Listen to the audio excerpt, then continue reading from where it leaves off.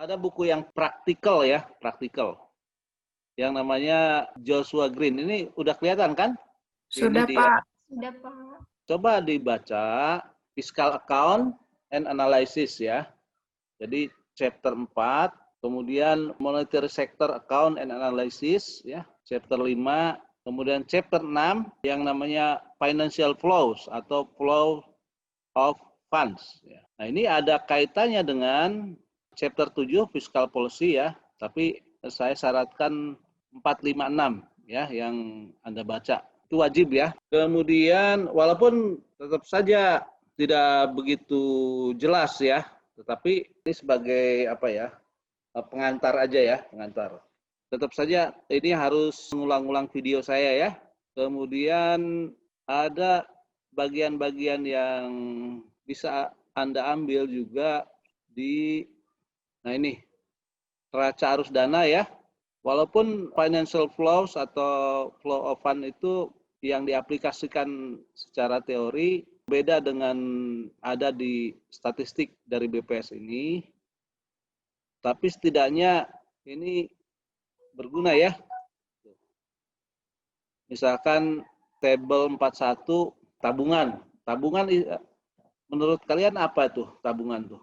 Berdasarkan definisi makronya. Ya, dikurangi C, Pak. Ya, kalau nasional ya, private maupun government ya. Tapi pada prinsipnya itu adalah disposable income dikurangi dengan consumption ya. Itu tabungan. Di buku ini, buku mengenai arus dana, ini ada ya. Tabungannya berapa. Nah, kalau ini apa nih? Luar negeri nih. Foreign saving itu apa? Foreign saving itu current account balance ya. Oke.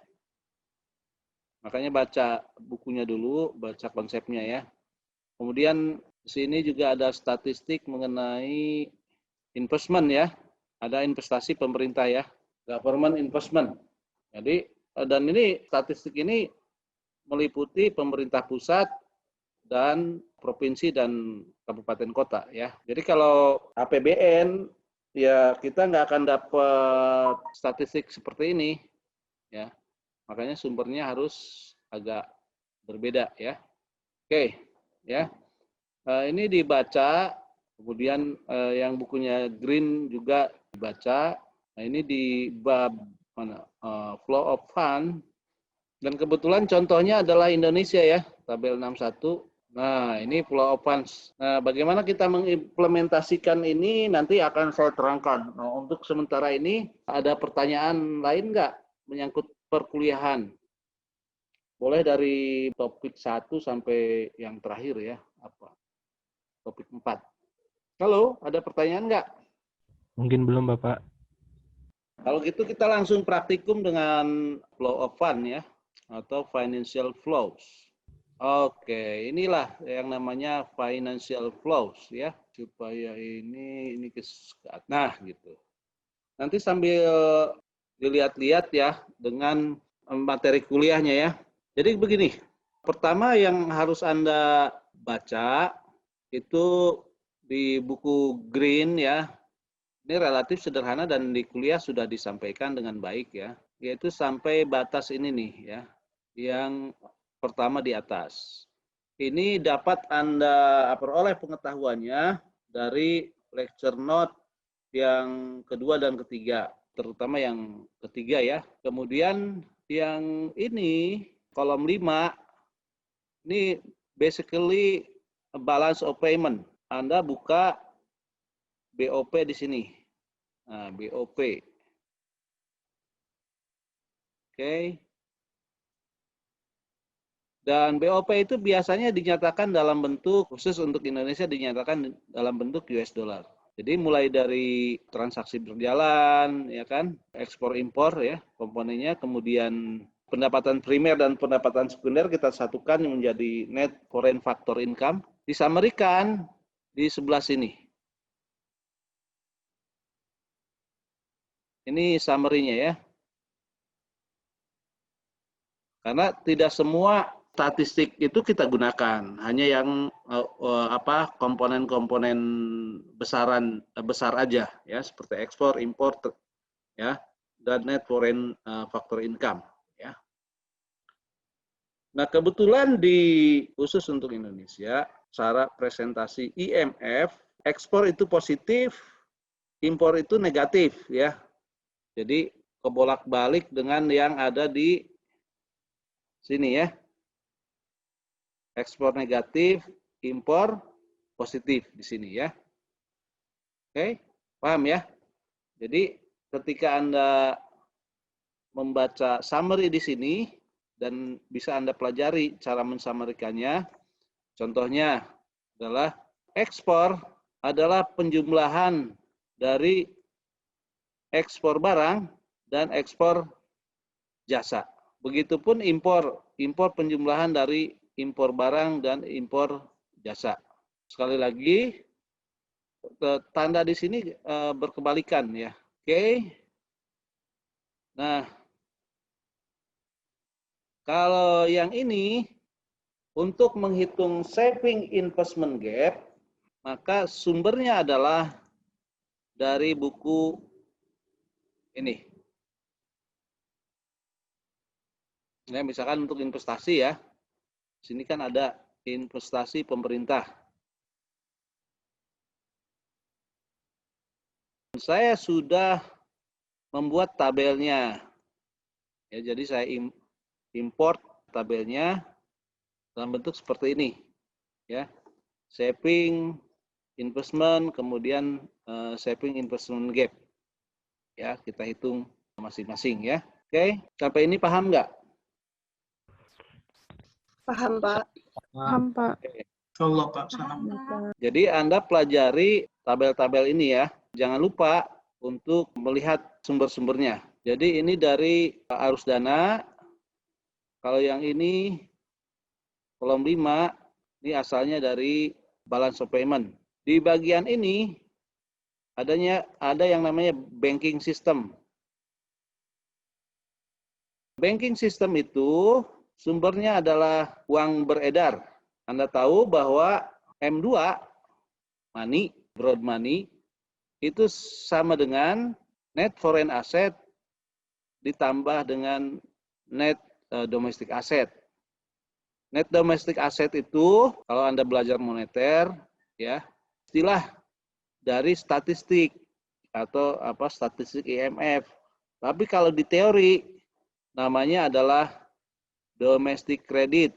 Saya menggunakan notasi NDE aja supaya Anda paham bahwa net domestic asset itu sama dengan domestic credit. Nah, yang dimasukkan adalah perubahannya. Nah, di file Excel yang saya kirim ke Anda, ini ada di uang beredar. Yang kita masukkan adalah perubahan selama setahun. Jadi kalau 2019 itu berarti perubahan dari 2018 ke 2019. Kalau 2015 berarti perubahan dari 2014 ke 2015 ya. Oke. Jadi yang kita masukkan adalah perubahannya. Nah, ini relatif sederhana ya. Yang perlu Anda ketahui adalah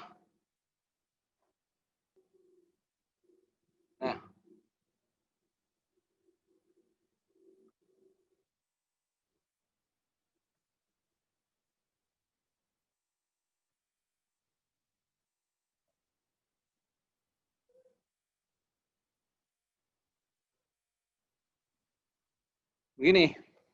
Jadi kalau data dari Bank Indonesia, misalkan broad money, itu kan dia dalam bentuk bukan selisih antara 2018-2019.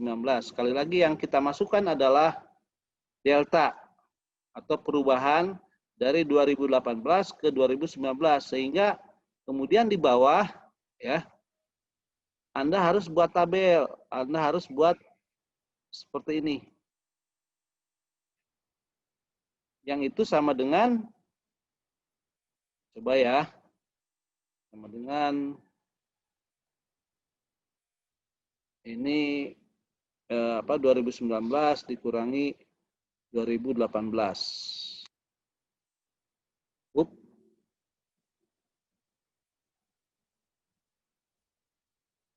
Ini dibagi 1000 dulu. Karena satuannya dia dalam miliar ya. Tuh kan, sama ya, 377 ya. Jadi, Anda harus aware bahwa satuan dari masing-masing statistik ini relatively berbeda ya. Ada yang pakai miliar, ada yang pakai triliun ya. Billions rupiah. Maka kalau billions ke triliun kan harus dibagi 1000. Nah, sisanya di bagian ini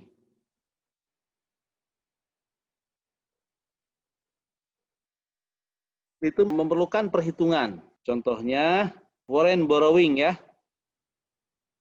Net foreign borrowing. Pemerintah misalkan. Nah, ini harus kita hitung, kita asumsikan bahwa yang meminjam langsung itu adalah pemerintah pusat. Ya. Makanya kemudian di sini di fiscal financing ini kan ada ya yang namanya foreign financing. Angkanya adalah minus 17,499, artinya 17 triliun 499 ya. Nah, itu berarti foreign financing ini kan karena dia negatif, berarti kita membayar lebih banyak dibandingkan dengan menarik pinjaman. Contohnya di sini ya. Nah, foreign financing net adalah 17,5 triliun. Nah, kenapa bisa negatif? Karena kita bayar pokok pinjaman 85 triliun, sedangkan kita menarik pinjaman baru hanya 74 triliun ya gitu. Kita menyesuaikannya ya. Jadi karena dia menarik pinjaman lebih sedikit dibandingkan membayar pinjaman keluar negeri maksudnya, itu maka net foreign financing atau pembiayaan luar negeri bersih itu menjadi aktif. Ya, oke. Nah, sekali lagi Anda harus aware dengan satuan. Ini kan dalam billions rupiah ya. Sedangkan kita dalam triliun menghitungnya. Nah, perhitungannya ada di BOP 2015-2019 ya. Perhitungannya ada di sini.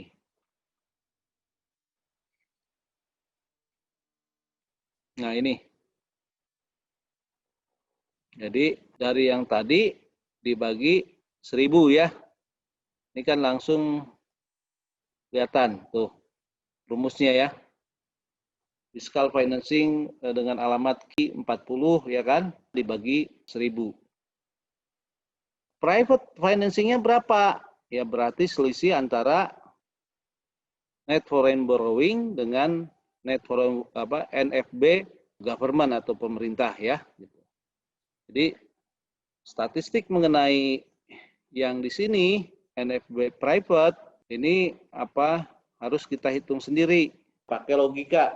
Nah, karena NFB di sini NFB domestic economy dengan di rest of the world mestinya jumlahnya sama dan dengan sign atau tanda yang berkebalikan, maka kita bisa menghitung net borrowing private itu berapa, yaitu selisih antara total net foreign borrowing dengan government borrowing ya gitu. Jadi menghitung seperti itu, statistik ini bisa kita lengkapi. Perlu Anda ketahui bahwa karena kita menginclude banking system di dalamnya, banking system itu kan terdiri dari Bank Indonesia dan Bank Umum. Artinya otoritas moneter ditambah dengan Bank Umum ya. Statistik yang di sini ini murni dari money supply ya atau uang beredar.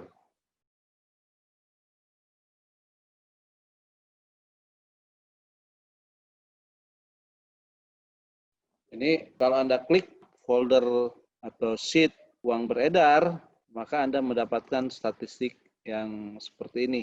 Dan semuanya kita dapatkan dari statistik faktor-faktor yang mempengaruhi jumlah uang yang beredar ya. Very simple ya. Yang Anda perlukan untuk ini adalah satu, memahami teori, kemudian dari teori itu Anda pahami konsepnya ya, konsep ini, dan setelah itu lihat cara saya mengkotak-atik angka atau statistik dari berbagai macam sumber ya, dan semuanya konsisten ya. Bisa jadi, nah ini contohnya untuk tahun 2019 ya. Kalau Anda lihat di sini sebetulnya kan selisihnya mesti 0 ya. Kalau 0 benar tuh slash begini.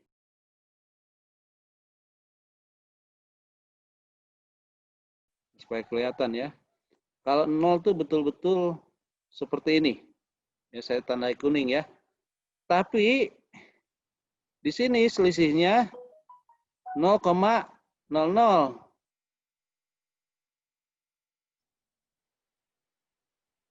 Ya, 0,00. Nah, ini berarti tidak murni 0. Di belakang komanya itu masih ada. Itu kalau Anda memahami Excel, tampilannya seperti itu. Berarti somehow yang saya create seperti ini tidak akurat penuhnya ya, tidak akurat sepenuhnya. Tetapi at least kalau 2 digit ya, coba ya.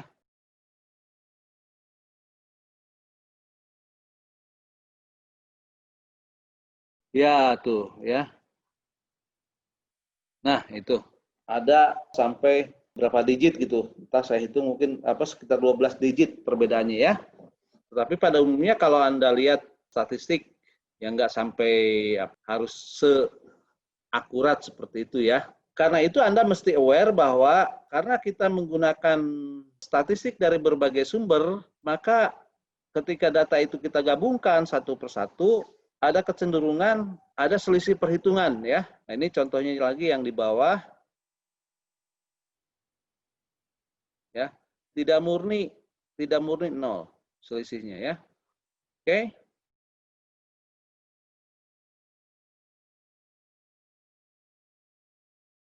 Sampai ini ada pertanyaan? Mumpung masih belum terlalu detail ya.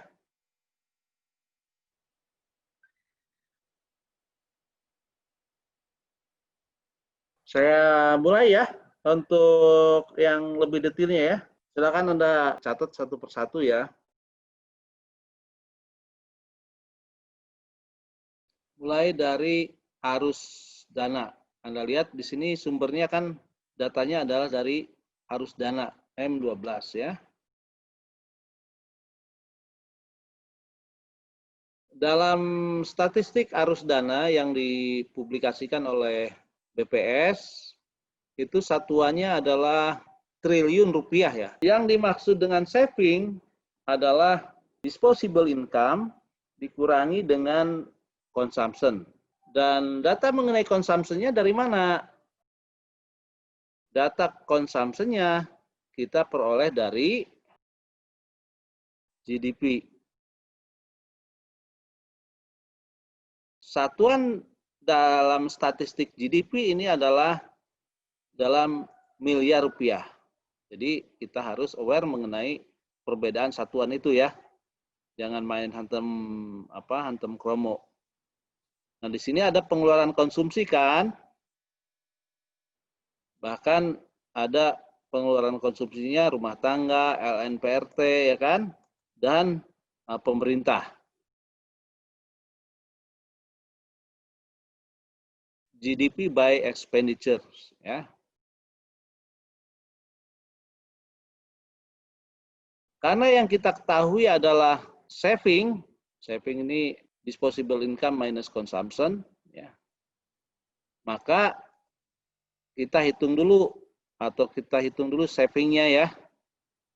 Nah, saving nasional itu kan penjumlahan dari ini ya, angka ini nih ya.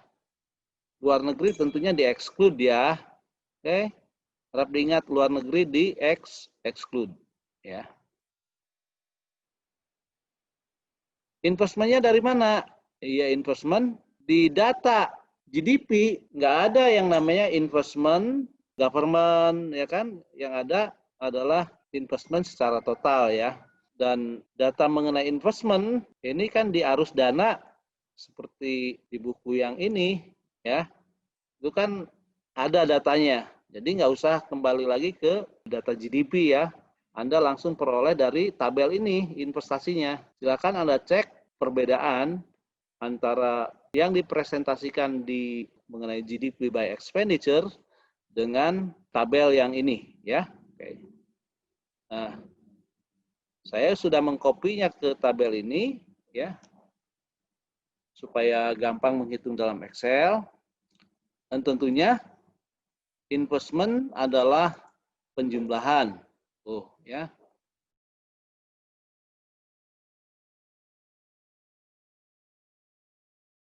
Jadi kita sudah tahu mengenai saving, consumption, investment.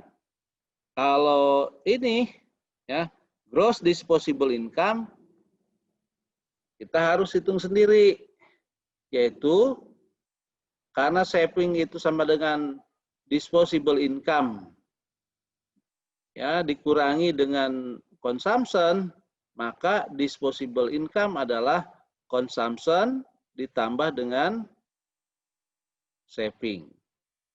Paham ya? Jadi perhitungan-perhitungan seperti ini harus Anda kembalikan lagi ke kerangka teorinya ya. Karena tidak semua data itu tersedia dalam satu sumber. Ya kalau Anda harus mencari berbagai sumber, relatively nanti kesulitan ya untuk melakukan rekonsiliasinya. Saving investment gap, ya datanya kan sudah ada ya, yaitu di sini.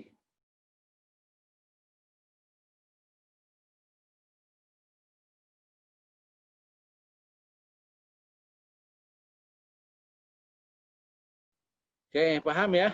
Oke, sampai sejauh ini ada pertanyaan nggak? Kalau nggak ada, saya lanjutkan ya. Oke, jadi bagian yang ini sudah selesai ya. Kemudian tentunya Anda mesti nanya ke saya, mestinya ya. Tadinya saya mengharapkan Anda nanya, kenapa di banking system ini nggak ada sih consumption, investment, ya kan? Padahal kan banking system melakukan investasi, ya nggak? Ya, Pak. Oke, jadi kita asumsikan bahwa banking system itu hanya menyediakan financing. Business activity-nya kayak melakukan investment, ya kan? Dan lain-lain, itu masuk ke private sector. Jadi di statistiknya dimasukkan ke private sector. Di arus dana, ini ada yang namanya korporasi finansial dan korporasi non-finansial. Ini tentunya berbeda dengan korporasi finansial di sini, berbeda dengan banking system. Ya, jadi statistik mengenai investasi di korporasi finansial ini tidak bisa kita gunakan sebagai investasi yang dilakukan oleh banking sektor. Paham ya? Dan karena itu secara prinsip, secara teori, ya kan, investasi di banking sektor itu masuk ke dalam investasi private sector. Yang dimaksud dengan banking system di sini hanya dalam konteks financial atau financial transaction aja. Paham ya?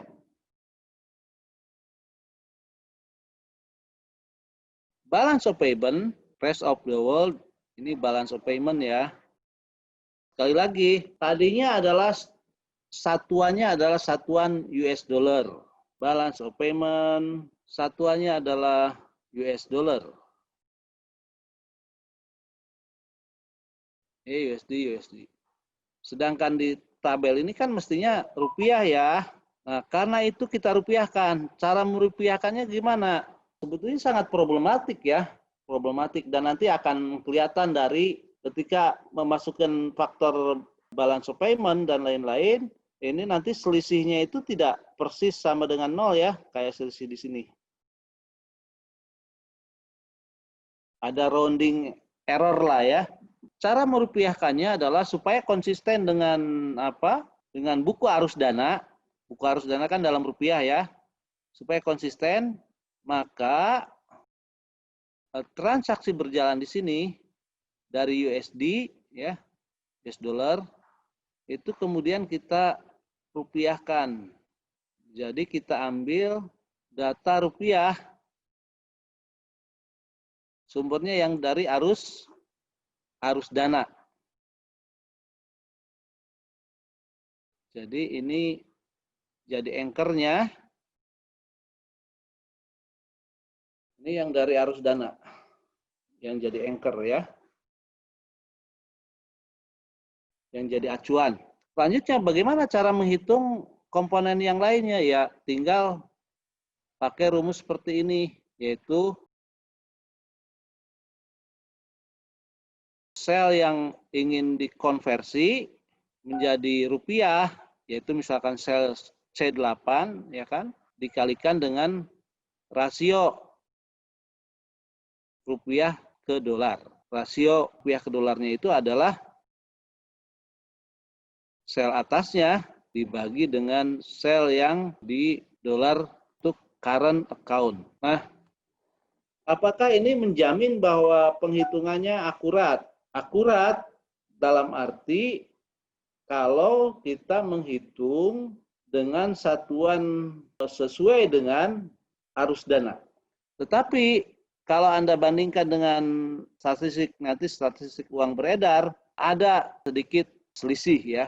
Karena pembulatan, kemudian selain pembulatan, currency ya, perubahan dalam currency. Kalau dalam balance of payment, biasanya itu US dollarnya adalah US dollar pada waktu yang bersangkutan. Maksudnya balance of payment kan dipublikasi selama setahun itu 4 kali. Quarter 1, quarter 2, quarter 3, quarter 4 ya. Dan itu dalam bentuk dolar. Kalau dijumlahkan dolarnya ya, itu tidak apa-apa dolar. Tapi kalau di dalam rupiah jadi masalah. Karena apa? Karena quarter 1, quarter 2, quarter 3, quarter 4 itu relatively berbeda rupiah to dolarnya. Ya, perbandingan antara rupiah ke dolarnya. Makanya kita cara yang sederhana adalah mengambil data dari BPS yang sama dengan current account, yaitu data dari arus dana. Ya. Nah, sel di bawahnya itu hanya penghitungan sederhana aja, ya, penghitungan sederhana yaitu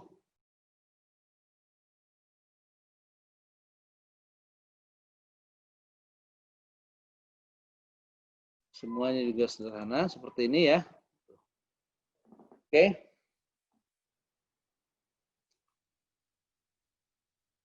Nah, di balance of payment kita hanya membutuhkan relatively sedikit.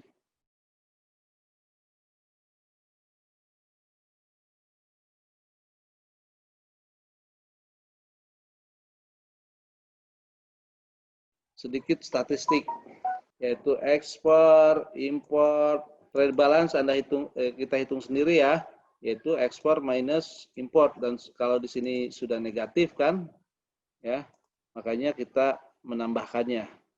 Jadi sekali lagi ya, Anda jangan bingung. Di teori itu kan ekspor minus import sama dengan trade balance. Nah, karena importnya dari statistik balance of payment itu sudah negatif, maka di sini ekspor tambah impor, ya karena dia sudah negatif ya. Kemudian net factor income, net foreign factor income juga penjumlahan dari primary, apa yang disebut primary factor income,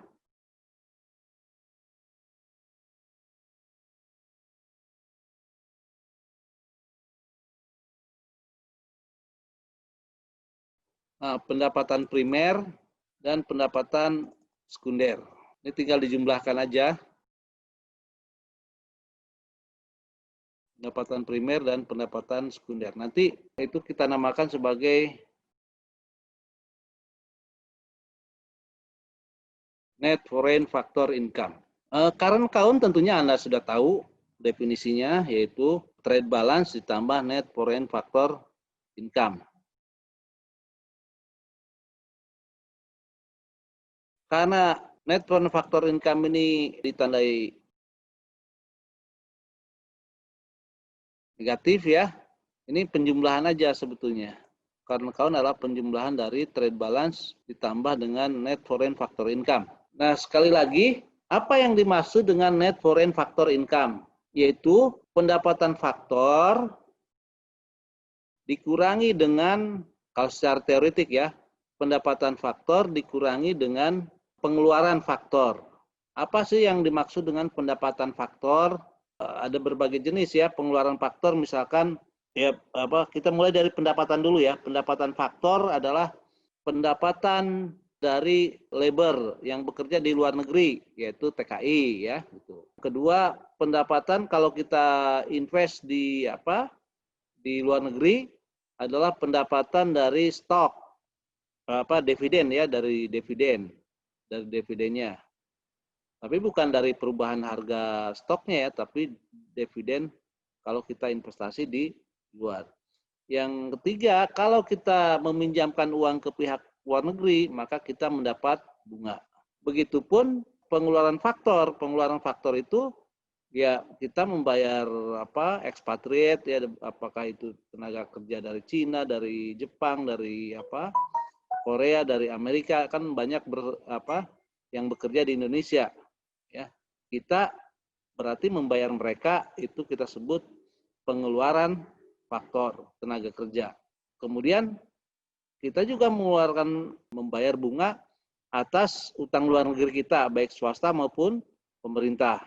Ya, begitupun juga kita membagikan dividen karena banyak investor dari luar yang melakukan investasi di Indonesia, terutama dalam bentuk foreign direct investment. Misalkan kita tahu bahwa semua perusahaan asing ya, pembuat mobil di Indonesia adalah perusahaan asing seperti Toyota, Honda dan lain-lain. Mereka kan investasi di sini, kemudian sebagian keuntungannya direpatriasi ke negara asal seperti Jepang ya gitu. Jadi dividen yang kita bayarkan kepada mereka itu kita masukkan sebagai pengeluaran faktor. Nah, Anda tahu dalam bahasa ekonomi faktor itu adalah hanya terdiri dari dua, yaitu labor and capital. Sampai sini ada pertanyaan? Oke.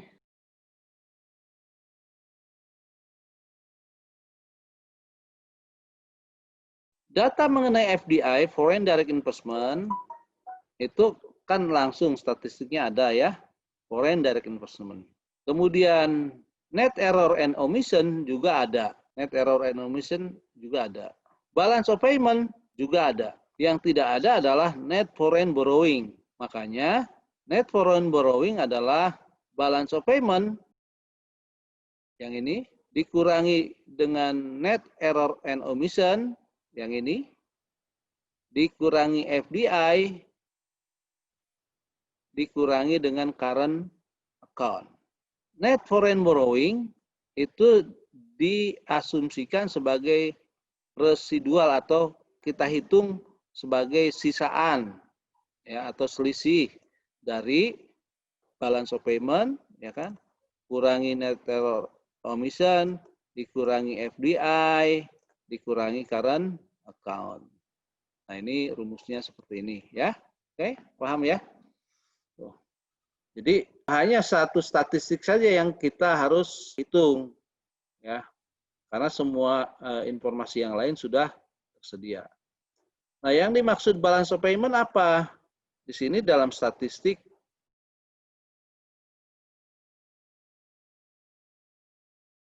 ini adalah yang disebut dengan neraca keseluruhan. Neraca keseluruhan itu namanya balance of payment ya.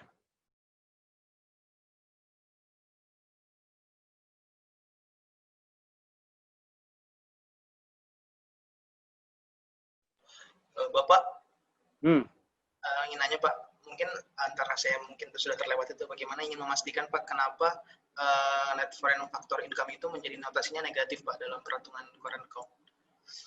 Oh, yang ini? Yang net, bukan Pak, yang tadi Pak, yang sebelumnya tadi, yang tadi Bapak sebelum pindah ke sini. yang sudah dirangkum sama Bapak. Ini. Iya Bapak, berarti kan yang di Oke. sheet sebelumnya Pak. Gini. Kalian jangan bingung ya. Yang di sini itu harus paham tidak paham itu harus diikuti ya. Minus X, M, minus CF ya. Ini harus diikuti. Paham tidak paham harus diikuti ya. Paham ya? Oke. Ya. Itu prinsip dasar. Walaupun ada logikanya. Karena kita di sini adalah minus current account balance, maka kan sesuai dengan rumus tadi ya, current account balance itu sama dengan X kurangi impor ditambah dengan foreign income kan. Jadi karena di sini minus, tandanya semua terbalik. Yang di atasnya pasti terbalik ya enggak? Karena CAB-nya di sini minus, current account balance-nya minus, maka yang di atas ini pasti semuanya terbalik ya. Oke, jadi jangan kalian bingung ya. Nah, yang ditanyakan oleh Anda yang mana? Nah itu Pak, net foreign factor income Pak, yang YF. Oke. Ini asli negatif ya. Asli negatif Pak, iya. Nah, ini asli negatif. Jadi ketika Anda transfer ke sana, contohnya untuk tahun 2019 ya. Jadi mau positif mau negatif di sini ya diinput aja ke sana ya.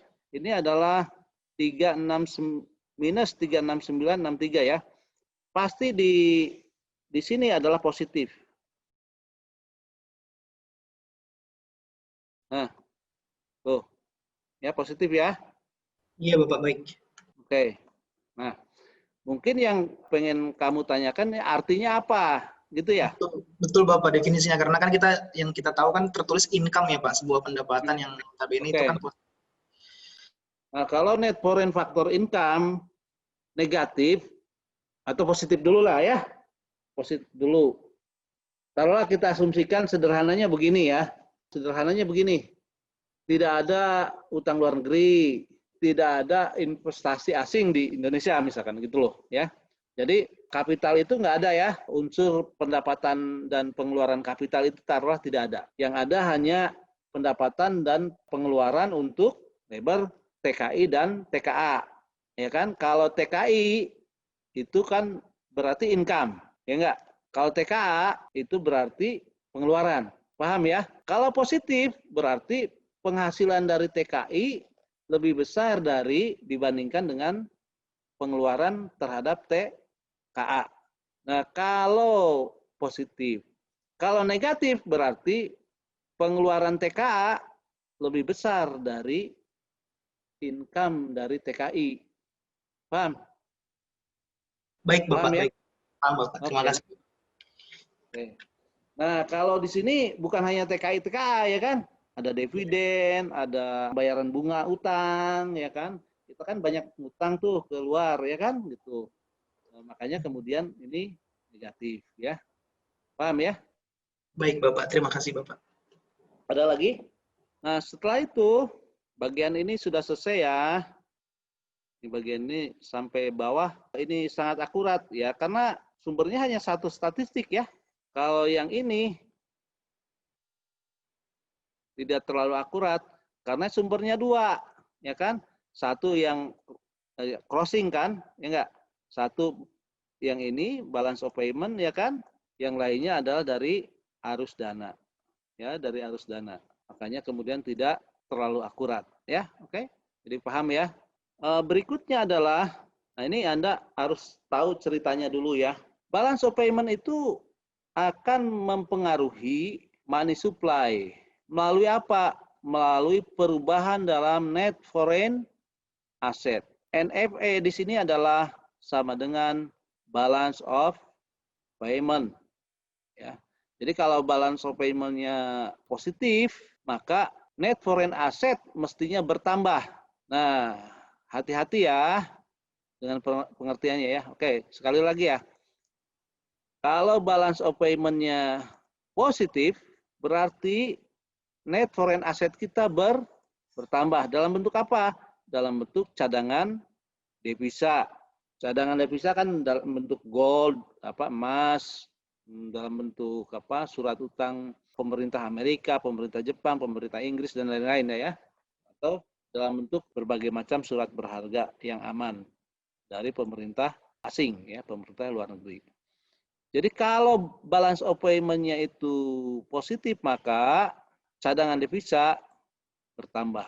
Jadi makanya di sini net foreign asset itu tandanya positif.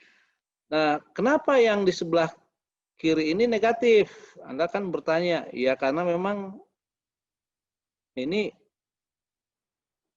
jumlahnya ke kanan harus sama dengan 0. Ya kan? Tuh. Prinsipnya gitu, ya. Nah, tetapi poinnya adalah kalau cadangan devisa itu berubah, maka money supply juga akan berubah. Ya enggak? Money supply ini, money supply. Oke, sekali lagi ya.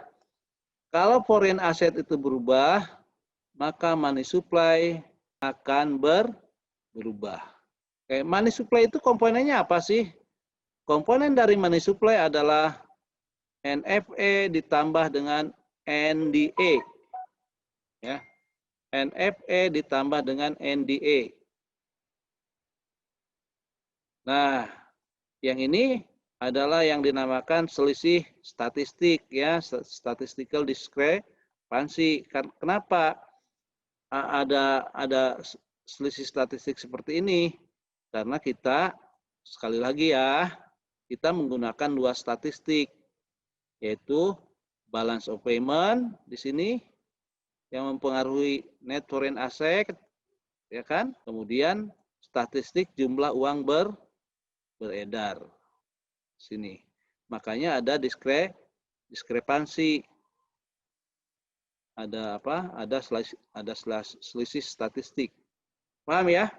Oke. Nah, berarti kalau kita tahu perubahan dalam foreign asset, perubahan cadangan devisa, kemudian kita tahu juga perubahan dalam money supply, berarti kita akan tahu dong secara gampang adalah perubahan dalam net domestic asset. Dan perhitungannya relatif mudah ya. Kita pergi ke statistik uang beredar.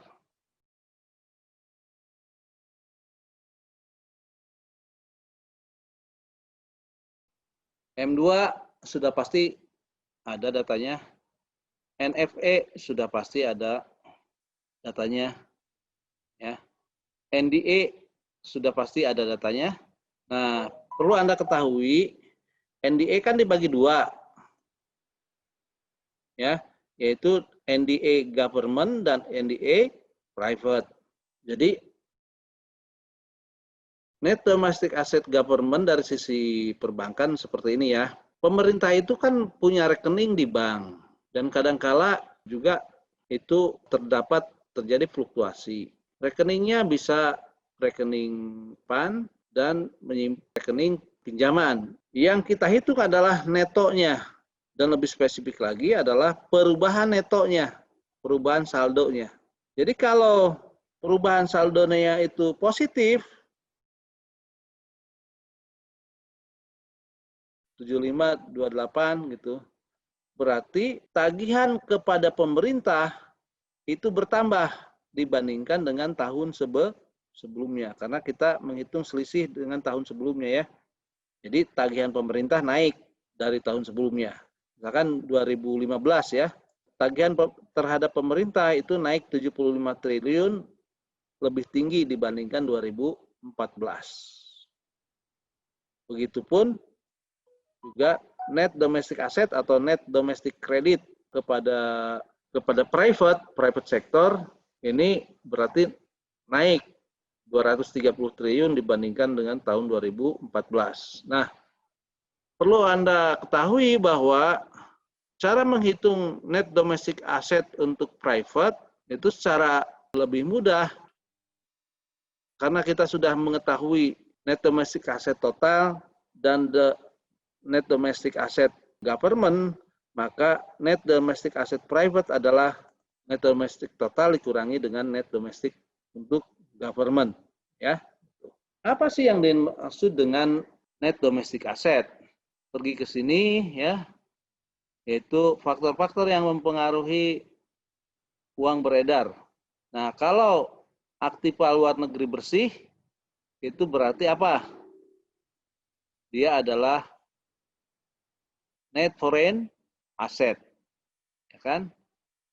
Aktiva dalam negeri bersih adalah net domestic asset atau dalam teori ekonomi disebut dengan domestic credit, ya.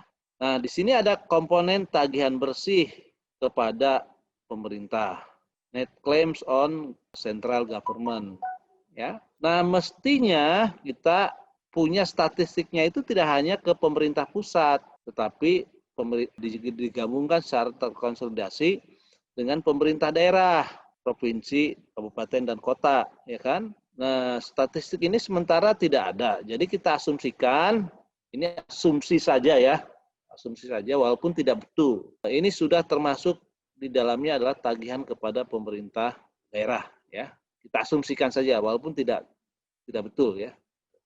Karena sangat susah untuk mencarinya ya. Dan mungkin di Bank Indonesia juga ya tidak disediakan data seperti ini ya. Data tagihan pemerintah pusat plus daerah. Ini ada nih ya, tagihan ke pemerintah daerah. Nah, ini ya. Ada ternyata pemerintah daerah ya. Oke. Jadi tagihan ke pemerintah pusat ditambah dengan tagihan ke pemerintah daerah ya. Ini harus ditambahkan ya. Oke. Ini ada statistiknya, sorry tadi terlewat itu ya. Oke. Nah, supaya gampang, maka tagihan ke private itu sebagai sisanya. Paham ya? Oke. Jadi, paham Pak, insya Allah. ini sudah selesai ya. Ini mestinya selesai yang ini. Ini selesai. Ini selesai. Ya kan? Nah, tinggal yang ini. Oke. Statistik mengenai non-bank transaction. Jadi begini, ya. Pemerintah itu kan bukan kadangkala ya. Sekarang bahkan lebih besar. Dia itu meminjamnya itu kepada bukan bank, tetapi dengan menerbitkan bonds dan bill, ya, securities, ya apa, surat berharga negara dan perbendaharaan negara, SBN dan SPN ya, gitu. Itu jauh lebih besar dibandingkan dia pinjam ke luar negeri maupun pinjam ke bank, ya, oke. Jadi kita masukkan ke non-bank kan, kenapa? Karena kita hanya menghitung di sini yang di money supply itu, ya, di money supply adalah terhadap banking supply, banking system. Makanya statistik pinjam meminjam dengan pinjam uang melalui securities itu kita masukkan ke dalam non-bank activities, ya, non-bank activities. Langsung private non-bank. Nah, positif, kalau positif di sini berarti pemerintah meminjam. Oke, sekali lagi ya. Positif itu berarti pemerintah menambah pinjaman. Deltanya positif di sini. Deltanya positif. Itu berarti pemerintah menambah pinjaman. Dengan cara menerbitkan surat utang yang lebih banyak dibandingkan redemption-nya. Redemption itu apa? Penebusan, ya. Jadi kalau positif berarti jumlah surat utang yang baru diterbitkan itu lebih tinggi dibandingkan jumlah surat utang yang dilunasi. Kenapa di sini negatif? Ya, pinjamnya dari mana? Dari private sector, ya kan? Berapa jumlahnya? Nah, itu yang sedikit agak complicated ya. Sedikit agak complicated. Namun, triknya adalah ini bisa dijadikan sebagai residual. Ya, statistik ini bisa kita jadikan residual. Karena apa? Gampang sekali kok, ya kan? Kalau kita tahu saving investment gap, net foreign borrowing, ya kan? Kemudian net domestic credit, dan net error and omission, ya, oke? Maka kita tahu statistik ini. Oke, jadi kita bisa membuat ini sebagai sisaan. Nah, net error and omission itu dari mana sumbernya? Kembali lagi dari statistik ini, ya.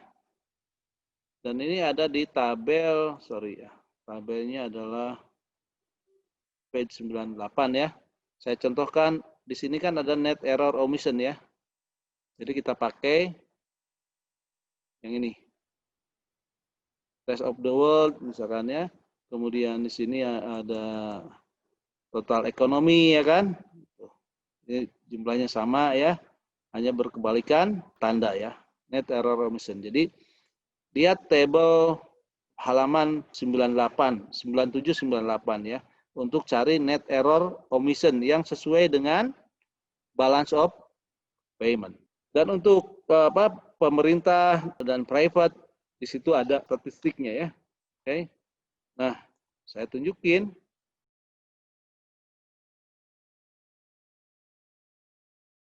Nah, ini net error omission-nya untuk government. Yang ini ada, ya enggak?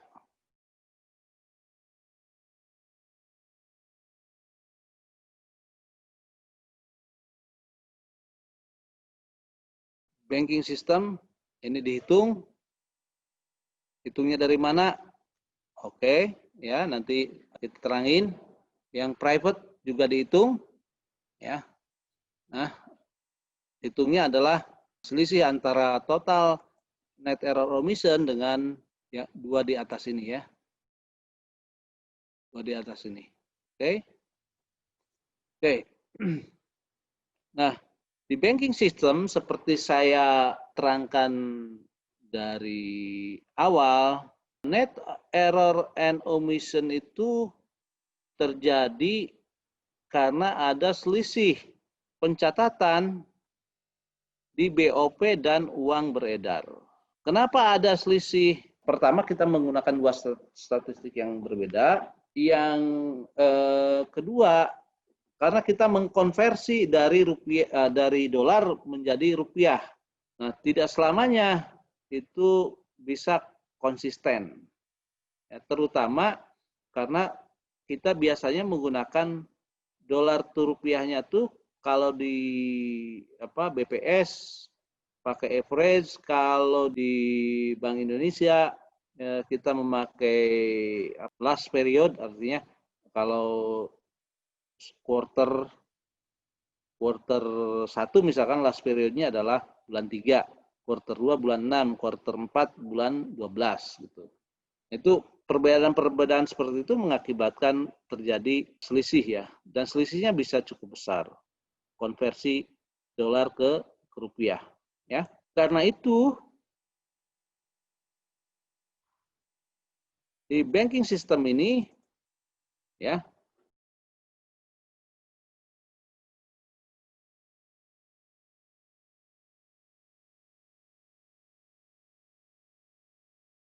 terjadi selisih ya. Tuh, lihat ya.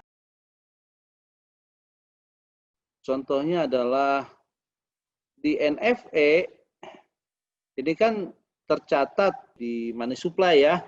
Money supply NFE, ya kan, net foreign asset itu 71. Tapi di balance of payment itu minus 14,7. Ya. Jadi bisa besar perbedaannya. Nah, kalau untuk 2019 kebetulan kecil selisihnya ya, antara 64 dengan 666 2019. Tetapi tahun 2017 ini besar sekali selisihnya ya, yaitu 88 triliun ya. Nah, kita harus aware dengan perbedaan seperti itu ya. Perbedaan seperti itu. Makanya kita memasukkannya ke dalam net error and omission di banking system. Karena net error yang ke-1 total net error, kemudian yang kedua banking system, government sudah kita ketahui, maka private kita perlakukan sebagai sisanya, yaitu selisih antara total net error omission dengan net error omission di banking system dan government ya.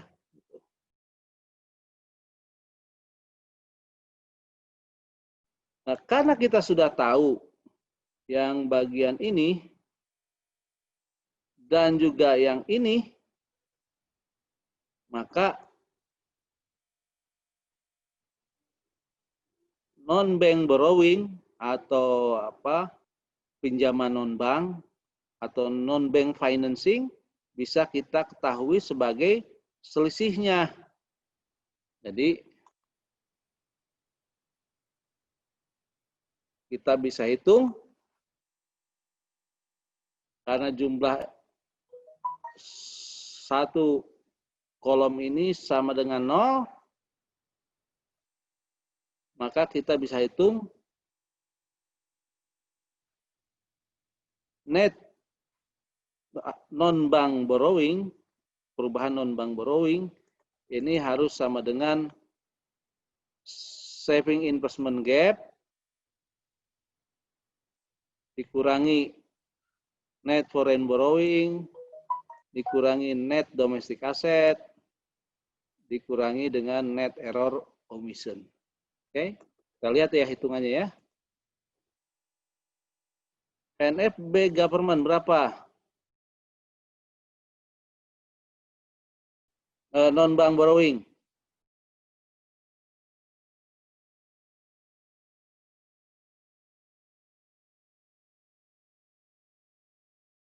Oke. Arus dana ini merefer kemana? Ke saving investment gap ya. Jadi I15 ya. I15 arus dana I15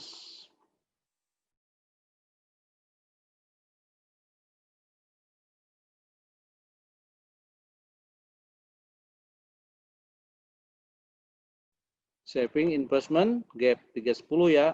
Kalau 2019 itu 3054. Coba saving investment gap di sini ya 3054 ya.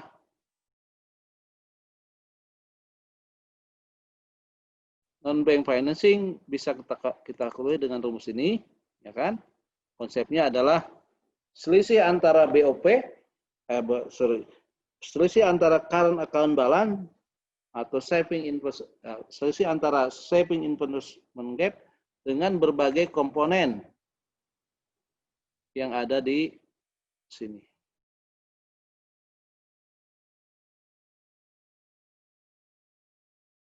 Kemudian private, ya berapa private? Well, kan tandanya di sini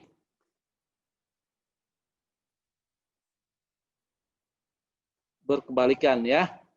Kalau di sini positif, di sini negatif ya. Kalau di government positif, di private pasti negatifnya ya. Coba lihat cek, betul kan? Negatif dari di atasnya. Oke. Oke, selesai ya pembahasan untuk financial flows. Oke, ada pertanyaan sebelum ditutup ya? Nah, kalau tidak ada pertanyaan, ini kan ada 14 orang ya. Betul, Bapak. Tabel untuk financial flows itu kan baru saya buat yang 2019. Datanya udah saya provide untuk 2015, 2016, 17, 18. Ya. Berarti ada 4 tahun yang harus Anda susun sendiri. Caranya gimana? Oke, Komti aja tugaskan ya. Tugaskan 14 orang itu berarti dibagi 4. Tentunya ada yang 3 orang, ada yang 3 orang, ada yang 4 orang ya. Satu grup ya. Saran saya, masing-masing itu mengerjakan mencoba minimal 1 tahun ya. Ya 1 tahun lah. Kalau udah coba 1 tahun, gampang sekali untuk mereplikasikannya ke tahun-tahun yang lainnya. Nah, ini dibutuhkan kerjasama dengan sesama kalian ya kan.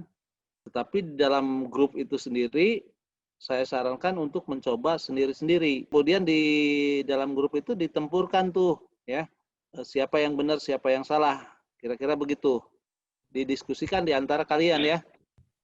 Gitu. Nanti hasil akhirnya disubmit ke saya masing-masing grup. Jadi tolong Mas Bagus dibagi itunya. Dibagi grupnya. Baik, Bapak. Paham ya?